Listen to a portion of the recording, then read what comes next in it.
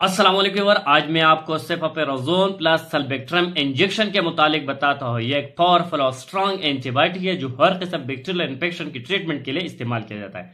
ये 500 मिलीग्राम, 1 ग्राम और 2 ग्राम की स्ट्रेंथ में आती है। इसकी मुख्तलिफ ब्रांड होती है, जैसे टूसम है, डी जोन है और बहुत से ब्रांड नामों से मार्केट में आते हैं, लेकिन इसका जो जेनरिक फार्मूला है वो सेफापेराजोन प्लस सल्बेक्ट्रम है, जो एक पावरफुल और स्ट्रांग एंटीबायोटिक है। हर किस्म बैक्टीरियल इन्फेक्शन की ट्रीटमेंट के लिए इस्तेमाल किया जाता है।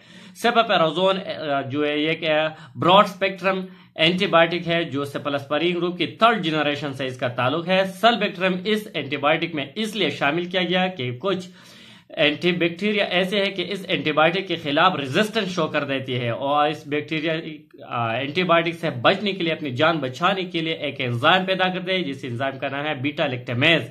इस बीटा लैक्टेमेज की वजह से जो एंटीबायोटिक है वो बैक्टीरिया पर असर नहीं कर देती और रेजिस्टेंस शो कर देती है bacteria.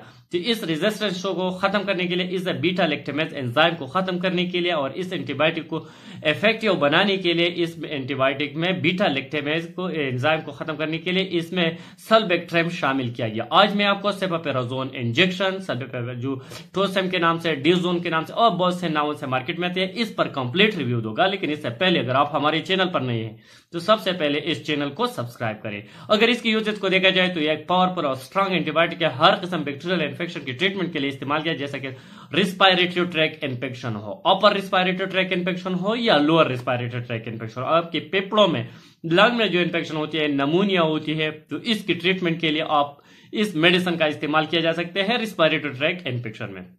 Urinary track infection, UTI, जैसे कि अगर आपकी किडनी में इन्फेक्शन हो, आपकी ब्लडर में इन्फेक्शन हो, आपकी यूरेथ्रा में इन्फेक्शन हो, आपके पेशाब की मसाइल है, पेशाब बार बार आती है, पेशाब में जलन हो, पेशाब में जो सोजन होती है, पेशाब रुक रुक कर आती है, जिधर भी आपकी किडनी में इन्फेक्शन हो और ब्लडर में इन्फेक्शन हो, इस यूरिनरी ट्रैक इन्फेक्शन को खत्म करने के लिए भी इस मेडिसिन का इस्तेमाल किया जा सकता है। सेक्सुअल ट्रांसमिटेड डिजीज में इस मेडिसिन का इस्तेमाल किया जा सकता है। Skin and soft tissue infection, अगर आपकी स्किन इन्फेक्शन हो, जिधर भी आपकी बॉडी की स्किन में इन्फेक्शन हो, तो इसको खत्म करने के लिए इस्तेमाल किया जा सकता है। जॉइंट में जो इन्फेक्शन होती है, हड्डियों की जो जॉइंट होती है, इसमें इन्फेक्शन के में स्वेलिंग पैदा होती है, दर्द होती है, तो इसको स्वेलिंग और दर्द और जॉइंट इन्फेक्शन को खत्म करने के लिए भी इस मेडिसिन का इस्तेमाल किया जा सकता है। साथ ही ऑपरेशन से पहले जो, ऑपरेशन के बाद जो जख्म होते हैं, इसको ठीक करने के लिए भी इस्तेमाल किया जा सकते हैं।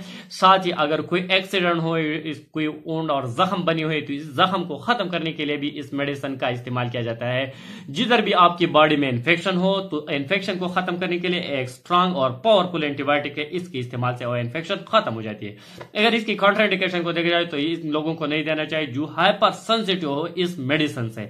साथ ही प्रेगनेंसी में भी नहीं देना चाहिए। कुछ बीमारियां ऐसे हैं कि इसमें भी इस मेडिसिन का इस्तेमाल नहीं करना है, जैसे कि इंटेस्टाइनल इन्फेक्शन, जिसे कोलाइटिस कहा जाता है, इसमें भी इस मेडिसिन का इस्तेमाल नहीं करना चाहिए। साथ ही अगर लेवर और किडनी डिसफंक्शन हो, तो इसमें भी इस मेडिसिन का इस्तेमाल नहीं करना चाहिए। कुछ मेडिसिन ऐसे है कि इस मेडिसिन के साथ नहीं देना है, जैसे जेंटामाइसिन है, जेंटामाइसिन इस मेडिसिन के साथ नहीं देना है। फ्यूराजामाइड जो एक एंटीडायरेटिक मेडिसिन है, इसकी भी इस मेडिसिन के साथ नहीं देना है। वारफेरिन इस मेडिसिन के साथ भी इसका इस्तेमाल नहीं करना चाहिए। और इस्तेमाल करने से पहले आप इसको टेस्ट डोज लगाना जरूरी होगा, क्योंकि एक स्ट्रांग और पावरफुल एंटीबायोटिक है, तो टेस्ट डोज लाजिम देना होगा। अगर इसकी साइड इफेक्ट को देखा जाए तो इसके इस्तेमाल से नाजिया हो सकती है, वॉमिटिंग हो सकती है, इंजेक्शन साइट पर स्वेलिंग और बर्निंग और पेनफुल कंडीशन भी पैदा कर सकते हैं। ये मेडिसिन डायरिया भी काज कर सकते हैं, स्किन रैशेस भी काज कर सकते हैं ये मेडिसिन। और ये डोज IM और IV दोनों लगा सकती है। IV ये इंजेक्शन इन्फ्यूजन में भी लगा सकती है, इन्फ्यूजन के अलावा इंजेक्शन बिल्कुल स्लोली लगा सकती है ये मेडिसिन। अगर इस मेडिसिन की डोज को देखा जाए तो ये डॉक्टर पेशेंट की नोयत को देखकर रिकमेंड करेगा कि पेशेंट को कितने मकदार की जरूरत है। इन्फेक्शन की नोयत को देखकर 500 मिलीग्राम की जरूरत है, 1 ग्राम की या 2 ग्राम की, और 2 दिन की जरूरत है, 3 दिन, तो एवरेज डोज है इसकी 5 से 7 दिन तक इस मेडिसिन का इस्तेमाल करना होगा। लेकिन ये मेडिसिन डॉक्टर के प्रिस्क्रिप्शन के साथ इस्तेमाल करना होगा, क्योंकि ये एक पावरफुल और स्ट्रांग एंटीबायोटिक है और बहुत इफेक्टिव असर है इस मेडिसिन के इस्तेमाल बैक्टीरिया इन्फेक्शन को खत्म करने के लिए। Thank you.